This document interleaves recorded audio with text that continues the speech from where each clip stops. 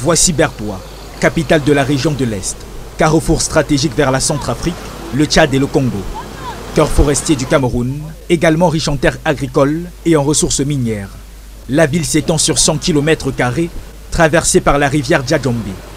Mais derrière cette vitrine, un quotidien bien plus sombre. Ici, la population a presque triplé en 20 ans. Une croissance fulgurante, mais freinée par de lourdes difficultés sociales et infrastructurelles. Les branchements électriques qui traversent la localité donnent l'illusion d'une ville électrifiée.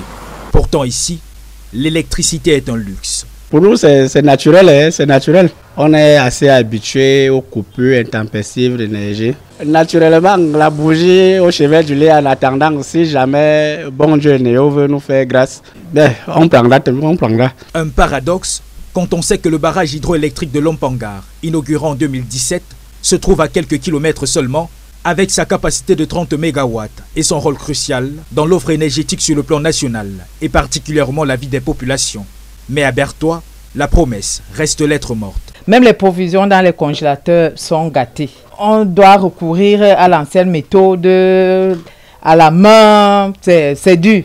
Mes clients, je leur dis que c'est la faute des néos. Parce qu'il n'y a pas moyen de faire la cuisine, ils ne peuvent pas manger. Même eux-mêmes là, ils se plaignent, c'est compliqué. Certains commerçants, pour tirer l'épingle du jeu, sont contraints de faire recours à des solutions alternatives. Groupes électrogènes coûteux, ou comme avec ces jeunes qui ont dû réadapter les machines pour consommer moins de carburant.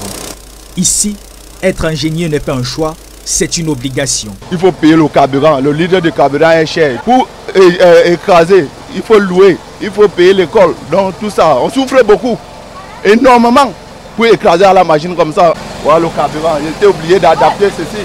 Parce que vraiment, tu mets le carburant, ça bousille les moteurs et tout. On peut payer le carburant de 1500, attendez pour vous.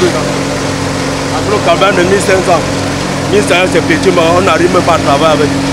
Oui, on n'a même pas fait de bénéfice avec ça. Dans les ménages, la situation est tout aussi critique.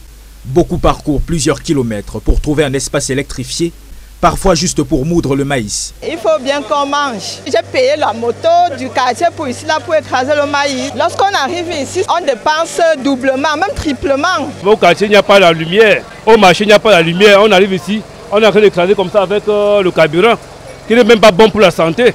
Pour les jeunes entrepreneurs, ces délestages riment avec chômage et découragement. Il y a une masse de population, des jeunes, des femmes, face à ces difficultés à trouver quoi faire, quoi manger, se retrouvent, n'est-ce pas, à rentrer dans le volet insécuritaire.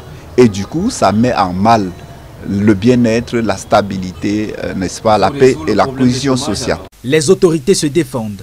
Lampadaires solaires, forages et surtout le projet CD2, capitale régionale, financé par l'AFD. Près de 26 milliards injectés pour des routes bétonnées, des marchés modernisés, un parc public, de l'éclairage.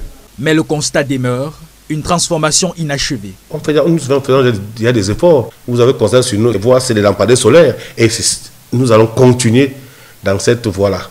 Nous avons, à ce domaine-là, l'aide des communes d'arrondissement, ça relève de leurs compétences. Mettre les points d'eau un peu partout. Et elles le font, ces communes. C'est vrai, ça ne suffit pas. Autre défi majeur, la voirie.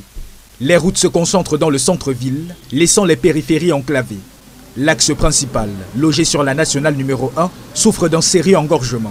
Pourtant, une voie stratégique qui relie Yaoundé à Kousseri, en passant par Bertoua, Ngaoundéré, Garoua et Maroua. L'engorgement de l'axe central reste un problème. Je pense pour ma part que si les communes d'arrondissement, et bien entendu la commune de la ville, essaient d'étendre, n'est-ce pas, l'amélioration de ces infrastructures dans les quartiers les plus reculés, ça va désengorger l'axe central et permettra aux uns et aux autres de circuler librement. Effectivement, la route, elle est dégradée et je pense qu'à ce niveau, nous ne savons pas qui doit intervenir souvent pour faire quoi. Vous allez voir des entreprises qui vont venir s'installer, un temps ils vont faire le traçage, ils vont casser, faire semblant de boucher avec des terres. Au bout de 2 ou 3 semaines, c'est le même problème que vous rencontrez. Vous avez également l'activité des mototaximens qui est de plus en plus moins contrôlée, même par les syndicats, quand bien même l'État, les collectivités territoriales essaient de donner le meilleur d'eux. On a toujours des problèmes. À la mairie, on pointe du doigt l'État, accusé de ne pas faire suffisamment le travail qui est le sien. Selon les autorités locales, il devrait être la tête penseuse et la main réalisatrice en matière de grande voirie. Le problème, c'est que l'entretien de cet axe n'incombe pas à la communauté urbaine.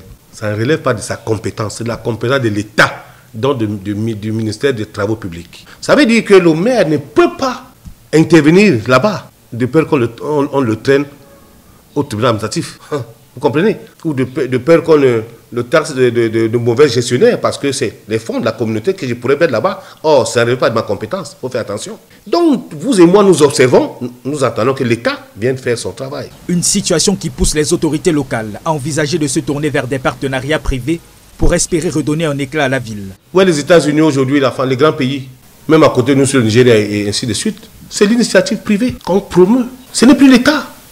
Ce sont les privés qui construisent les villes parce qu'ils sont liquides et la procédure est allégée. Bertoua, capitale de l'Est, symbole d'un potentiel immense, mais encore bridé. Entre espoir de développement et réalité difficile, la ville attend toujours d'entrer pleinement dans son rôle de métropole régionale.